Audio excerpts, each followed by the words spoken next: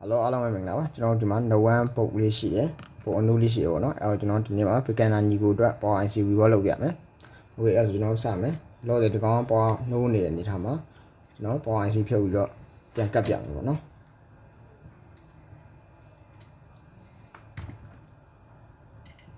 tu rồi.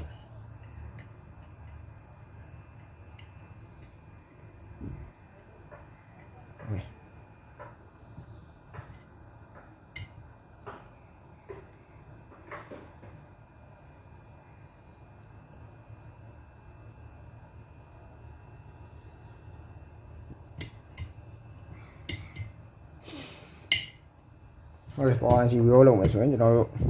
bỏ anh sẽ ra CPU này em anh sẽ nào mà xí ấy, rồi giờ nó còn đi apple một thiểu là ta mới bắt,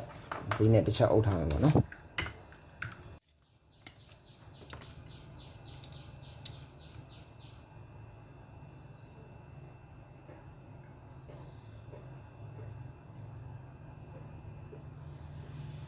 Ok, cho nó ta mới bắt lên này là bỏ ấu thằng vì nó cho nó họ gan mà nó họ gan của quên nó thao sự đồng đấy bù chế tôi là tôi rằng á đi tiệt đâu mà đi tiệt nó khoảng mà nó ok rồi nó thế chứ gì nữa thế lên nó còn vui lắm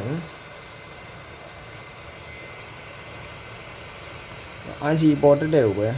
thì hai ca họ gan làm gì nó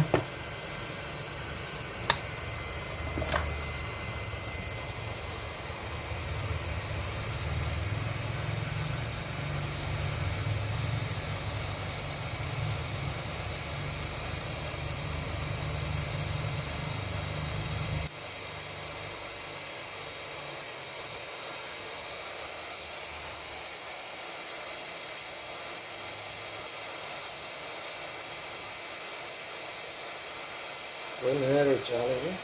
sẽ can nó sẽ là có tùy hậu nó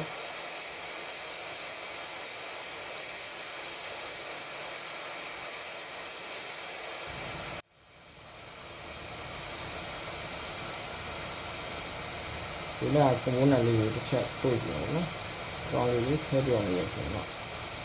sẽ nó bị nó rồi mà màu mà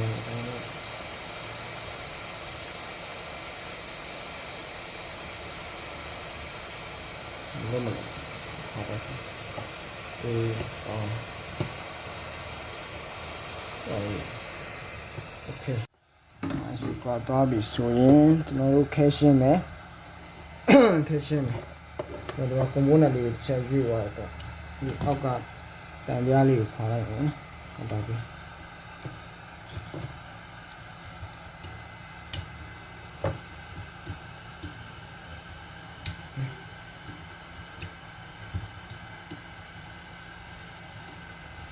sẽ có đó với này vậy nhà này nó để ở view ai cũng muốn là đủ tôi liền thì tiền sửa rồi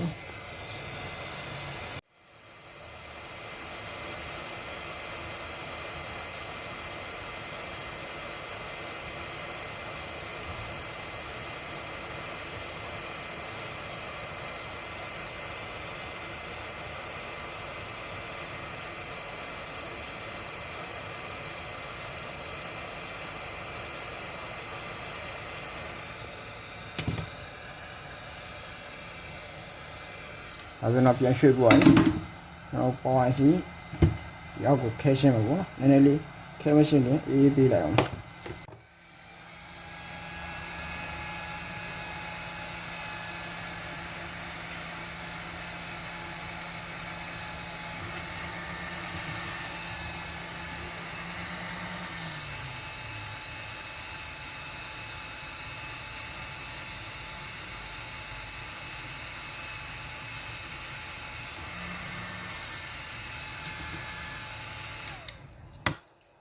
我就那跑林的一瓦为数开心嘛我喏那跑边我开的开见的行了呢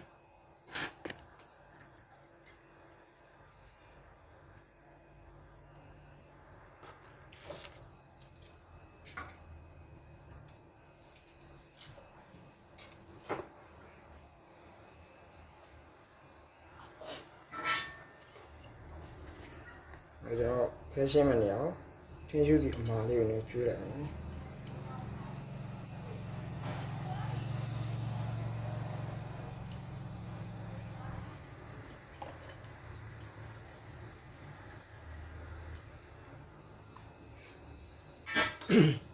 天休息嘛就有，像喽，天休息嘛就有说，然后嘛，开心做的些，开心做呢，然后时间呢呗，闲呢不，然后处理啊，一开高呢新年，然后时间呢闲呢，时间呢闲，估计。내가 고생이라고 못하면 비행기를 나서 tham 이게 어려운 좀 심해 내 라이트 비용으로 그러면 이게 하나 더 라이트 비용을 그리고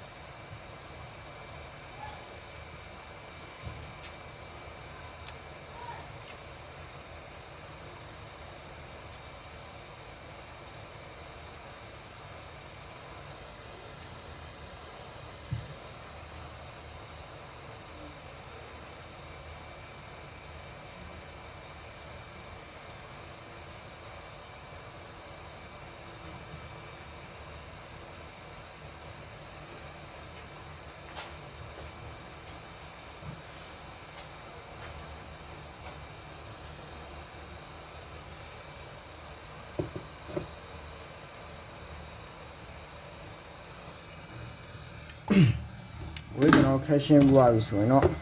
이 아가 캐리 부모 부부도 찾지만 걔는 하나 쓰이래 걔는 하나 쓰이래 뭐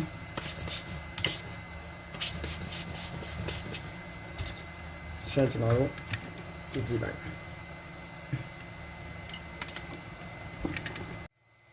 오케이 다 소이노 캐마 부부 너 캐마 부부 캐pen이 주 타바냐 마시 아이 디샤스바 오케이 다 소이노ကျွန်တော်တင်လာလေးနဲ့တစ်ချက်ထပ်စီးလိုက်မယ်အဲဒါဒီနေထားဘုတ်ကပြန်ကတ်လို့ရပြီပေါ့နော်ပြန်ကတ်လို့ရပြီဆိုရင်ကျွန်တော်ခုနကတော့ခွာထားတဲ့ပေါ် IC ကိုအကောင်ဖေးခဏထားပြီးတော့ပေါ် IC ကိုခဲရှင်းမယ်ခဲပြန်ဖောင်းလို့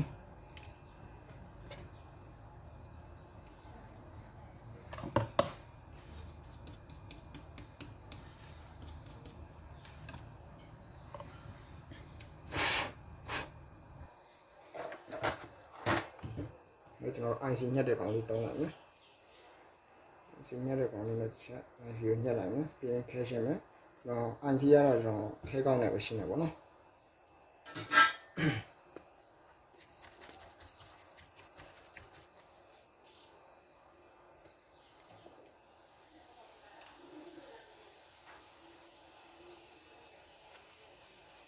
ဟုတ်ပါ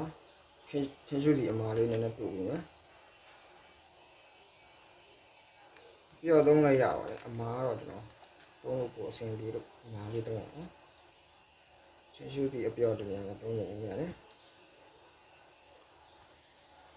ဒီတိုင်းလေးပဲလိုက်ပို့ပြီးနော်တိုင်းလေးပဲလိုက်ပို့လိုက်နော်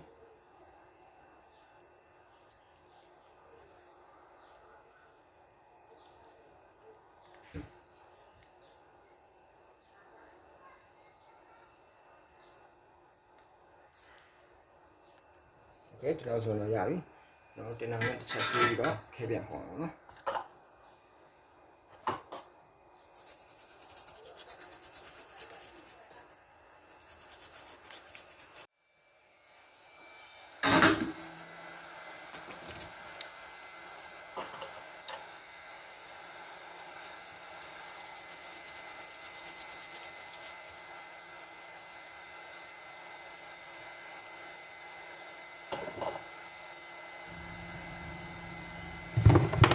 นี่ต่อส่วนเราปล่อยสียาบิส่วนจะเราดูกะ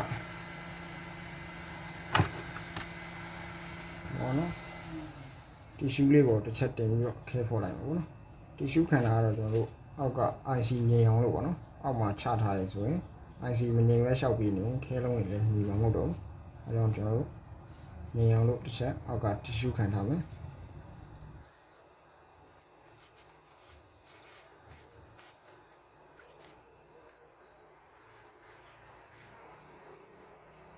ခံထားပြီးရဆိုရင်ငါတို့ကမာတီနဲ့ပဲဖော်မယ်ဒီမှာခဲမခေါ်ခဲပေါ်စကားလေးကိုအရင်ဆုံးတန်ရှင်းလုပ်ပြီးပါပြောင်းနေအောင်တန်ရှင်းလုပ်ပြီးပါခဲတွေပါတန်နေတယ်ဆိုရင်တော့အဆင်မပြေဘူးပေါ့နော်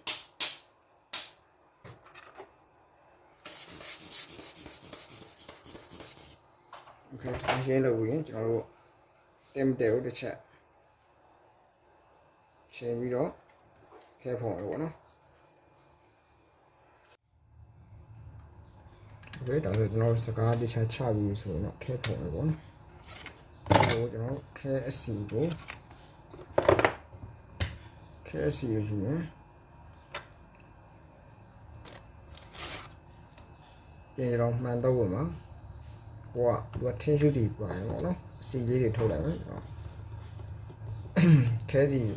မရှိတဲ့အစီကိုထုတ်လိုက်တယ်ပေါ့နော်အစီကိုထုတ်ပြီးဒီတိုင်းပဲ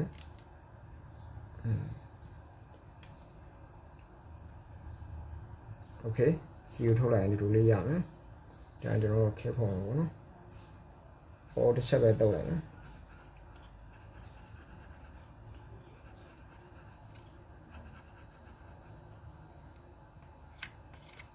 โอเคပြီးတော့ကျွန်တော်တို့ဟောတစ်ချက်ဟောလေးနဲ့လိုက်တုပ်လိုက်မယ်တုပ်ပြီးရင်ကျွန်တော်စာကနာအကွေးလေးနဲ့တစ်ချက်ထောက်ထားမယ်ထောက်ထားပြီးခဲဖော်မှာပေါ့နော်ခဲဖော်ရင်ကျွန်တော်290 20ပဲသုံးတယ်အပူလေးနဲ့ပြည့်အောင်ဆောင်းမှာအမှန်ပြန်မှာပေါ့နော်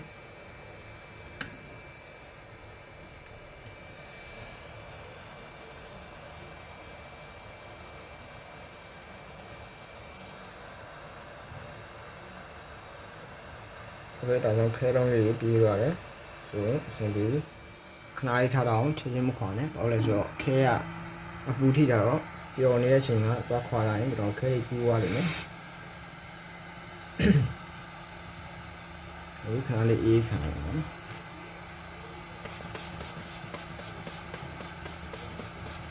အေးခံပြီးတော့စကားကိုဖယ်လို့ရပြီโอเคဒါဆိုတော့ခဲပေါ်ပြီးသွားပြီဆက်ကျင်နာလေးနဲ့ဆေးပြီးတော့ခဲလုံးတွေညီညီတစ်ချက်ကြည့်မယ်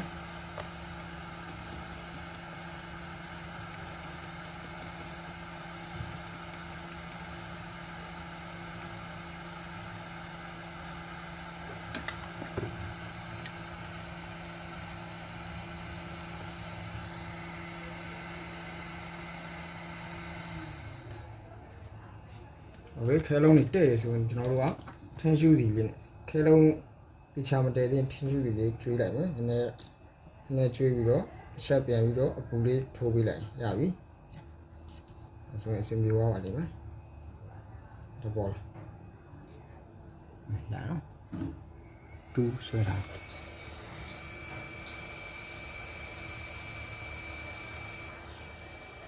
ဝေးအဲ့ဆိုကျွန်တော်တစ်ချက်ပြန်ပြီးတော့ထင်းရှူးစီလေးထည့်ပြီးတော့ပူပေးလိုက်မယ်ဒီမှာတော့ကျွန်တော်အပြော့ပဲသုံးတယ်ပေါ့နော်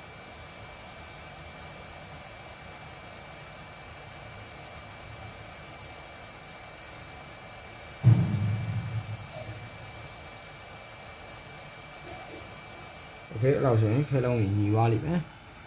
ညီသွားပြင်ခဏအေးပြီးတော့ကျွန်တော်တို့ပြန်ပြီးတော့တင်လာဆေးပြီးတစ်ချက်ကြည့်လိုက်နော်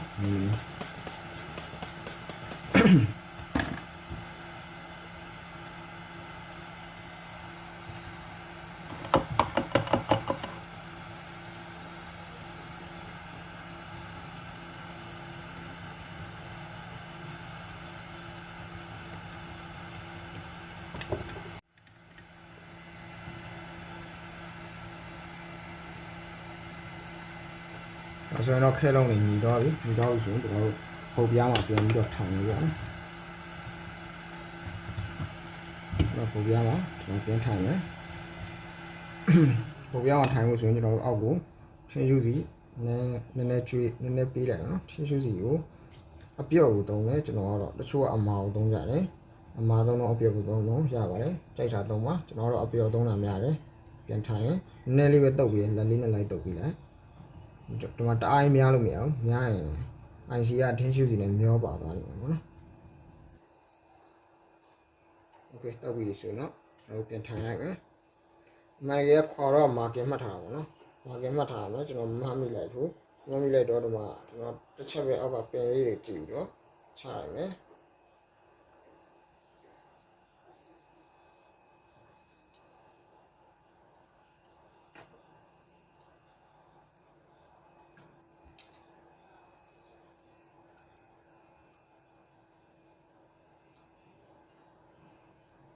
Okay ဒါဆိုဒီချမယ်ပူချင်းပြန်ကတ်ရင်330တစ်ခါလေးတုံးတယ်တစ်ခါကျတော့200ကျော်ပဲတုံးတော့290တုံးတယ်ဒီကတော့80ပဲထားတယ်ဒီ80ပူချင်း290ထားတယ်ပြီးတော့အပေါ်ကနေဒီချာလေးအုပ်ပြီးတော့အပူချင်းပေးရပါတော့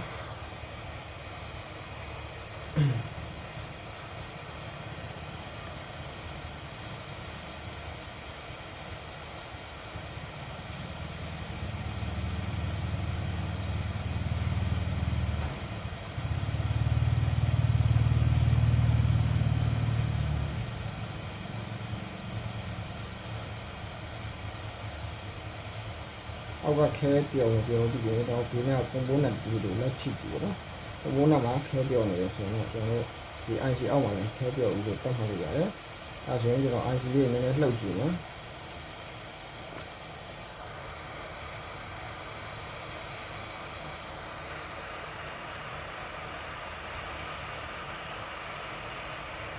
လှုပ်ကြည့်လို့ IC ကသူ့နေရာတော့နည်းနည်းလေးတွန်းကြည့်နော်နည်းနည်းလေးပဲတွန်းကြည့်နော်တွန်းကြည့်လို့ IC ကသူ့နေရာသူပြောကြာသွားပြီဆိုရင်တော့ကျွန်တော်တို့က IC ခဲပြောပါပြီဒီလိုကျွန်တော်လည်းပေါ်ထည့်ပြီးတော့ထည့်လို့နည်းနည်းလေးတွန်းနော်ဒီဒါဆိုတော့ရတော့ပြီဆိုရင်ကျွန်တော်ပေါ်ပြန်နှိုးကြည့်မယ်နော်ဒီခဏတော့အေးပြလိုက်မယ်ကျွန်တော်တော့ပန်ကာလေးနဲ့အချက်အေးပြလိုက်ရင်မြန်တော့လို့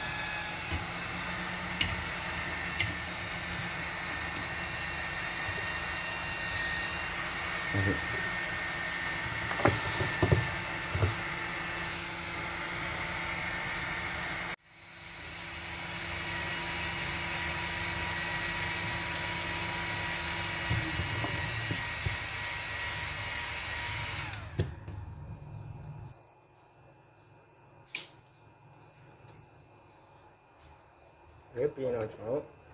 ပြန်လာလေးနဲ့ချက်စီးလိုက်မယ်။အချင်းလေးလုပ်လိုက်မယ်။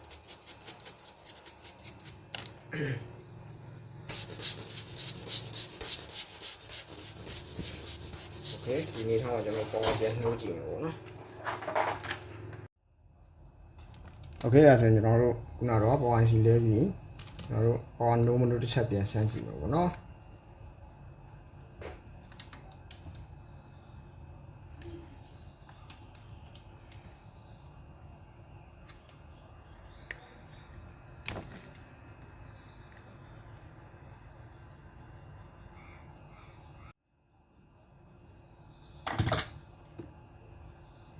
Okay ဒါဆိုရင်လည်းမှာပေါ်နှိုးပြီပေါ့နော်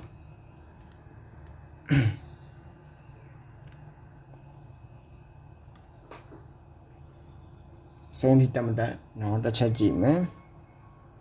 စကန်လိုကိုတက်ပြီ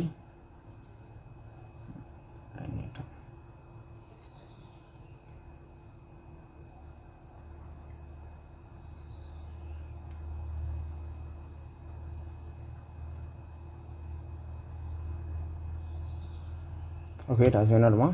အဆုံးထိတက်ပြီကျွန်တော်ပေါ် IC Reball လောက်ထားအောင်တယ်ပေါ့နော်โอเคဒါဆိုရင်တော့ရပါပြီအားလုံးပဲအဆင်ပြေမယ်လို့ထင်ပါတယ်ကျေးဇူးတင်ပါတယ်